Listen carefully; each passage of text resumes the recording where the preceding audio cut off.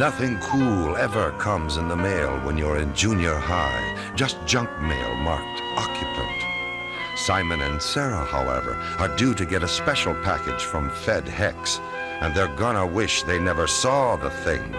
Life gets really exciting when you sign for a deadly delivery.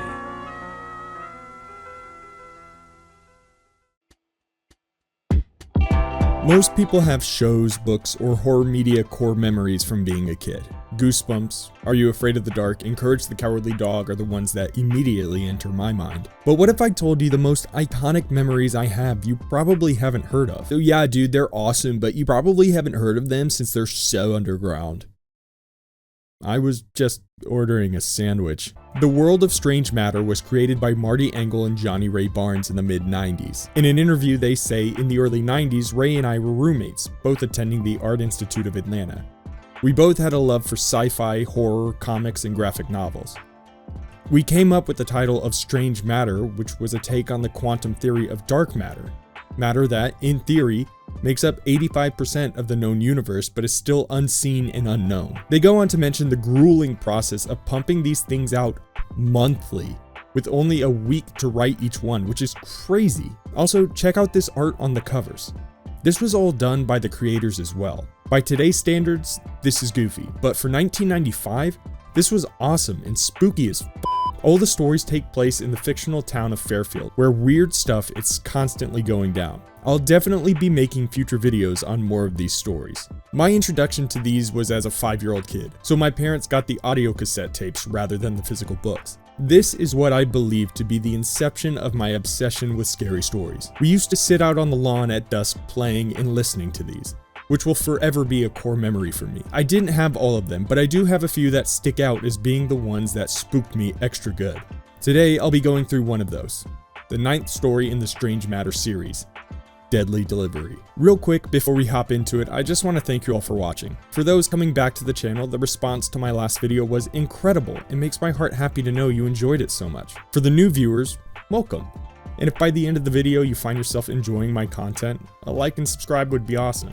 You don't have to, as I just appreciate you stopping by. Would just be a lovely extra bit of joy to my day. Alright, I've kept y'all long enough. Let's dive into Deadly Delivery. We come in hot to some spooky descriptions of haunted houses to set the mood. The house in today's story is mentioned as being pretty average in the middle of suburbia. How would we know this? Well, our narrator Simon says it's his home at 331 Sycamore Street in Fairfield. Simon is a middle school kiddo with 2 parents and a twin sister named Sarah. We learn Simon is quite the little cartoonist as he developed the character Cool Dog Yak. His comics include the standard middle school angst with a primary focus on the main bully of most of the kids in his grade, Kyle Banner, being brutally disposed of in crude and disgusting ways. Plot twist, that asshole lives next door. Wait, is it okay for me to call a preteen an asshole? All the kids at school enjoys cartoons, and his sister, Sarah, is his primary distributor. Sarah is beloved in their circles due to being smart and just nice to everyone. Which I'll say, in this introduction to the story, it is so nice to have a typical sibling interaction. They're not overly lovey-dovey, but they don't hate each other either. Helps with selling the authenticity. Well, one rainy night, their parents went over to a party at the Donaldsons saying they'd be back by 9. But 10:30 rolls around and they're still not there. They must be plastered. They give the kids a call, letting them know they would be very late. So late, in fact, they hired a babysitter, Mrs. Glower. Simon voices his displeasure when the lights start flickering. He assures Sarah they don't need a sinner when this happens. We are perfectly capable of staying alone. We know all the routines. The police number, the fire number, the number of the neighbors. Don't talk on the phone if there's lightning outside. Don't stand too close to the windows if the wind is blowing too hard. And the ever-popular, don't open the door to strangers. No way. As if right on cue, the power goes out, and the two see a giant silhouette of a guy standing outside their door, illuminated by the lightning. They hear a loud bang, followed by the guy taking off. On the front step is a giant box, a delivery man. They breathe a sigh of relief and drag the thing inside. Sarah notices there's no address and raises the concern of it not being theirs. But Simon goes weird, saying, They dropped it off here, Sarah. That means it's ours now. Ours. Do you hear? Ours. Ha ha ha ha. Simon, you good, bud? No wonder he gets bullied. Inside the box is a trunk. Like a really, really old trunk. Sarah, being the brain, clocks it as being from the 13th century. They open the thing when... Nah, just kidding. But a bright light did explode out of the trunk, knocking the two back. Through the blinding light, a thing shows up, cackling like a psycho, and goes flying through the house. Sarah correctly deduces they let a ghost loose in the house when they hear crashing from the kitchen. They peek in to see the thing just absolutely trashed the place. Food sprayed everywhere, cabinets and doors thrown open, and the stove top and oven turned on. When the kids enter the kitchen, the ghost shows itself, picking up knives and f***ing hurls the utensils at them. This is a kid's book, man. That is actually horrifying. Sarah seems the more level-headed of the two, saying they need to get out of there. That is, until they find something in the oven. It's her journal. This pisses her off enough to go after the thing. And look, Sarah, honey, I know you've been writing in that for a while, but like, I had faith in you to be the smart one. The two sneak up the stairs and notice the bathroom door creak open slowly. When they walk into the room, everything looks as it should. The only place the thing could be hiding is behind the closed shower curtain. Tentatively, Simon grabs the curtain and then flings it open to reveal nothing. As if trying to reach them about their car's extended warranty, the ghost slams the door and pops through the wall, declaring,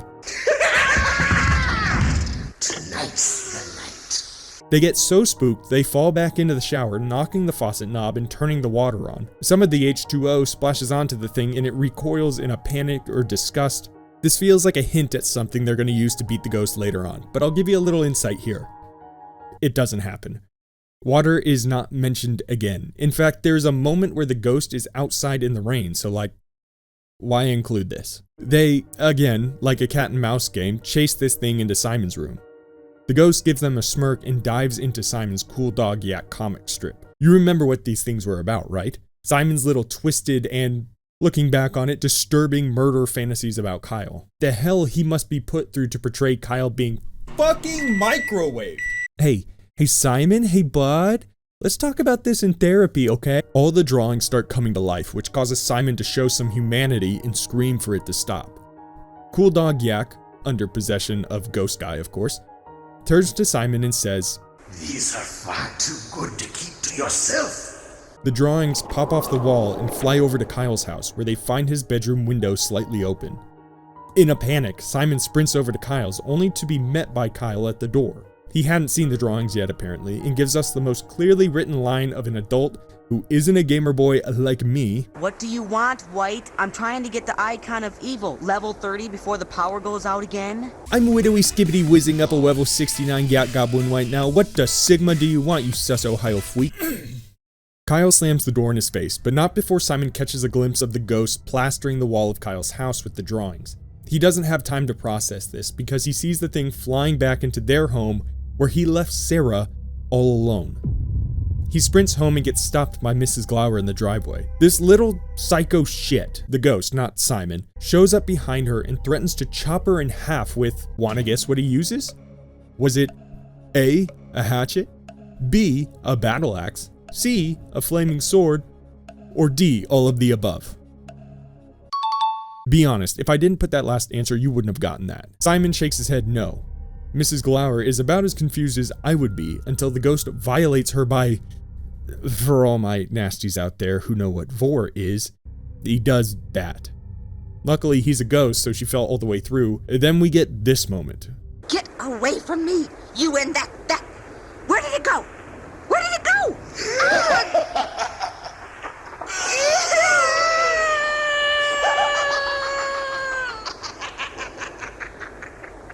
We're not gonna get an explanation, guys. That's the last we hear from the lady. No clarification, nothing. Is she alive? Is she dead? Is she swallowed up again? Like, what happened? For the love of God, I need answers! Kyle, reminded of his mission, walks up the steps and opens the front door. The house is different.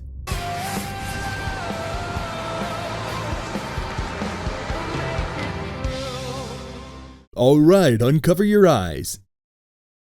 What the f*** did you do to my house? We went with a late 13th century castle vibe. This doesn't didn't even match the dimensions of the building. What has happened? He realizes the thing transformed his home into an old, dank, nasty, haunted castle. Simon hears a scream and starts making his way up the looming staircase. He opens the door to what was previously Sarah's room, as he hears a faint crying and whimpering. It was Sarah curled up in a ball in the corner of the room. She points behind him at a large, oval, cracked mirror. He sees a portrait of a sad young woman in the reflection, but when he turns around to look at the wall where it would be, it's not there. He goes to touch the mirror despite the protest from Sarah, and as he does so, he sees this. The lady stood right in front of me, in front of the mirror. Her icy hands grabbed my shoulders, and she fixed me with a freezing stare. Her mouth, flecked with blood, opened and closed, but only a raspy gurgle emerged as the candle blew out at my feet. For King! Yeah! Simon and Sarah take off, only to be greeted by another devilish dame at the top of the stairs. The woman had a bonnet covering her face and was holding a large wicker basket. She starts walking towards them, menacingly, and asks them a question. Excuse me, would you help me with my basket? They start following the woman holding the basket with the most generic horror media logic ever. They felt compelled to, which happens in real life. I mean, look at this. Billy starts acting very strange and has this sudden impulse to drink more whiskey. I want to drink that right now. I want another shot of this whiskey right now. It feels good. See? It happens. I'm haunted every weekend. The damn thing makes me drink a 12-pack every single Friday, and there is literally no way to stop. They start pestering the woman to tell them where they are, whose castle it was, but she only responds with a question of her own. Is the basket too heavy for you? Simon just answers no, but Sarah starts to have a realization and panics, asking the woman, "Where are you going?" To which she answers, The tower! By order of the Baron! Sarah smacks the basket from Simon's hand, and as that shit comes bouncing onto the floor, they see a horrific head roll out from inside. As the woman's bonnet falls away, they catch a glimpse of nothing but empty shoulders, and I'm sure there's an inappropriate joke in there somewhere, but I'm too lazy to find it. As they take off, she chucks her own head as it squeals. Tonight's the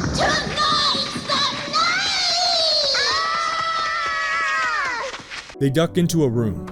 Sarah explains how she knew what was in the basket, because towers were often used as chambers for punishment. Well, as the torches in the room light themselves, they realize there's skeletons littering the ground. As they're putting things together, the lights suddenly drop out, and ghostly apparitions start floating up from the moldy stone floor. And this description in the story becomes so heart-wrenching. They talk about how the ghosts relive the moments of anguish, clawing at the walls and doors, clutching their babies, screaming, crying, cursing. Like, fuck man, that's genuinely scary. All the ghosts start coming after the two. They notice a trapdoor open on the opposite side of the room because it's a convenient plot device. They go running into it, and after they make it out of the room, Simon hears one last lonely soul say, Tonight's the night. Simon starts to question what all these things mean by tonight's the night, as we end side 1 of the tape.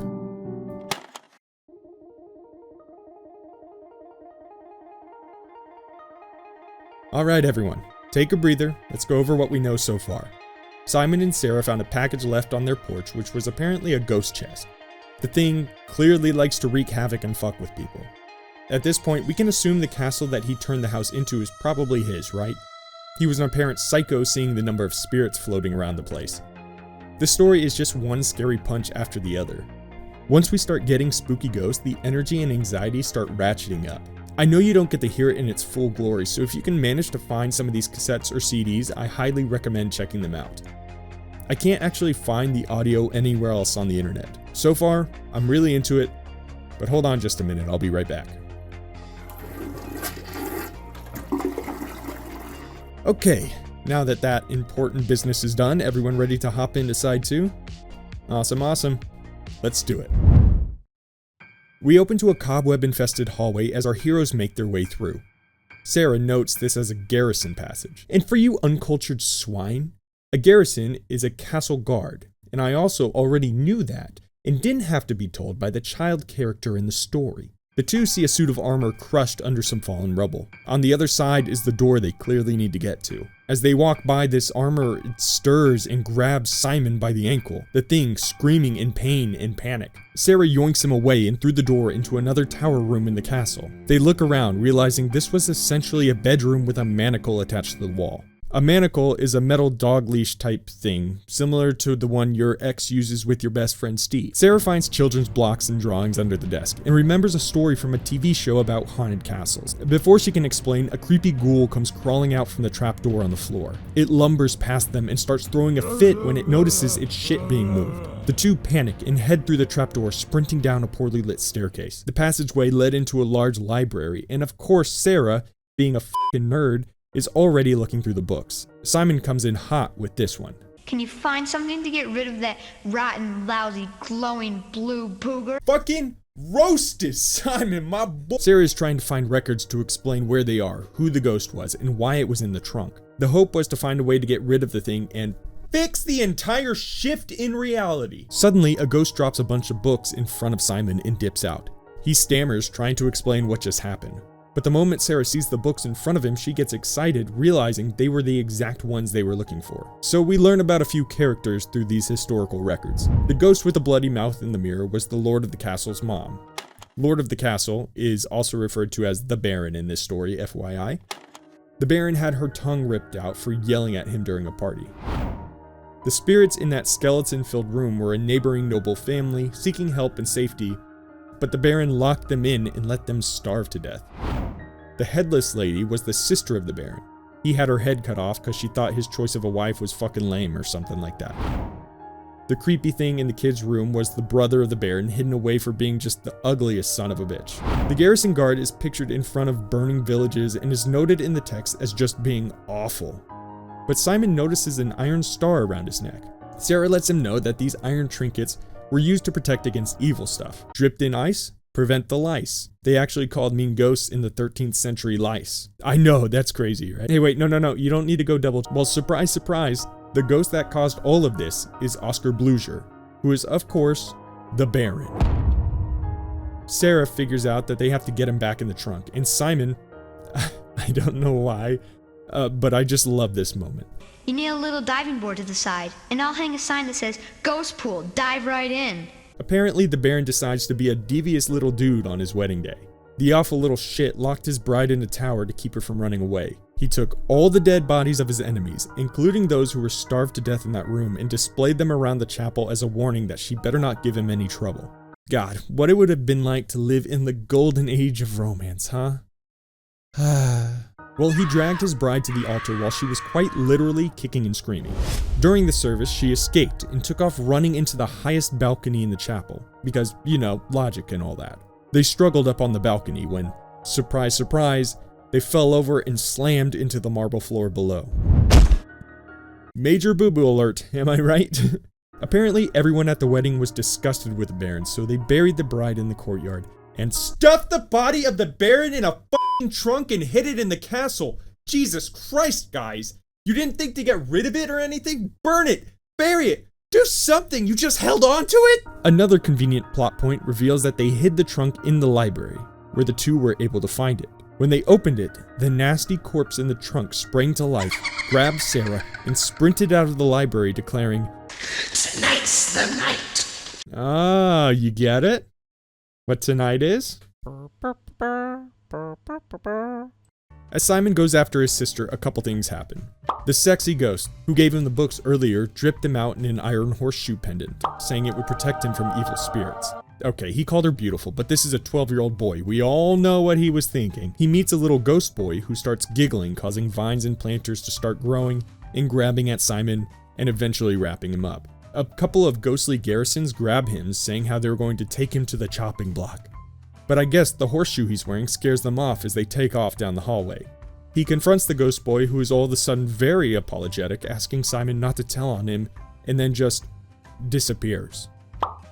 I don't know why any of that last bit was included. Maybe they had to meet some sort of word count or something, but it's all just kind of a pointless tangent.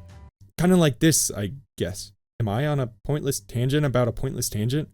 Have I lived long enough to become the villain? Simon pushes his way into the chapel. Skeletons, ghosts, and ghoulies adorn the place. At the altar, the minister already started the ceremony. Sarah was there struggling to break free from the Baron's grasp. Simon screams, Stop the wedding! and holds his magic horseshoe in the air. The things and Simon get into a scuffle when suddenly they all stop as the Baron leans in to kiss Sarah and officially register himself as a Sarah gives him a strong kick and takes off into a doorway. The Baron collects himself and takes off after her. They were headed to the balcony. Simon chases after them, and when he catches up, they're already struggling near the edge. Sarah hits him with a gut punch, and Simon goes running forward to shove him off and onto the floor below, but the little shit got out of the way, tripping Simon. He manages to catch the railing, and Sarah tackles the thing as Simon pulls himself up. The Baron goes sprinting at Sarah, but at the last moment, Simon knocks her out of the way, and the Baron goes plummeting over the edge and lands squarely in the trunk. The lid flips down and latches, trapping the ghoul. What if he missed the trunk though? My brain just keeps thinking like there's no way they managed that intentionally, right? And that would be a correct line of thinking if it wasn't for the goat of the story, Sexy Bride Ghost, coming in clutch. She was the one who positioned the trunk and caught him with it. GG's.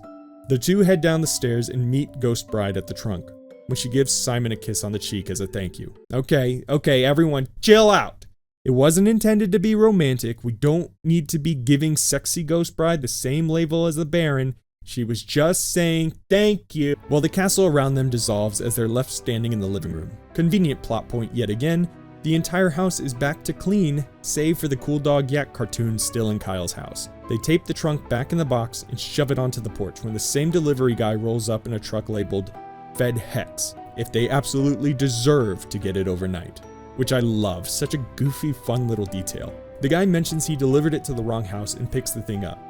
But instead of bringing it back to the truck, he walks across the lawn and right up to Kyle Banner's doorstep.